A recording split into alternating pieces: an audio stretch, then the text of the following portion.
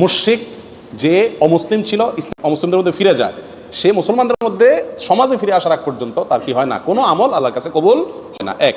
দুই নম্বর হলো পবিত্রতা অর্জন করে না যে ব্যক্তি সঠিক উপায়ে, সেই ব্যক্তির সালাত কবুল হয় না। নাম্বার তিন, যেই ব্যক্তি আত্মসাৎ করে অন্যায়ভাবে হারামভাবে টাকা কামাই করে দান করছে, তারও দান কবুল হবে না।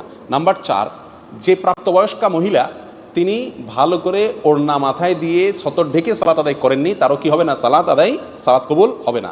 নাম্বার পাঁচ, যে মহিলা সুগন্ধি লাগায় মসজিদে গেছেন, বাহিরে গেলে তো আরও ভয়াবহ অবস্থা, সেই মহিলা ওই সুগন্ধি ধোয়ার আগ পর্যন্ত, গোসল করার আগ পর্যন্ত, দূর করার আগ পর্যন্ত তার সালাত আল্লাহর কাছে কি হবে না, কবুল হবে না।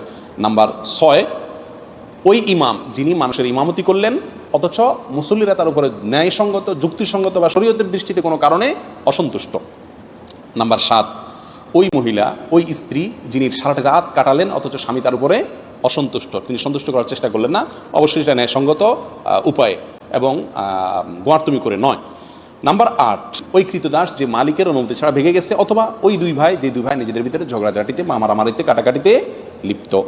নাম্বার নয়, ওই কপালপা যে নবী সাল্লাল্লাহু আলাইহি সাল্লামের শহর মদিনাতে অশান্তি সৃষ্টি করে অথবা অশান্তি সৃষ্টিকারীকে জায়গা দেয়, মদিনা শহরের পবিত্রতা নষ্ট করে।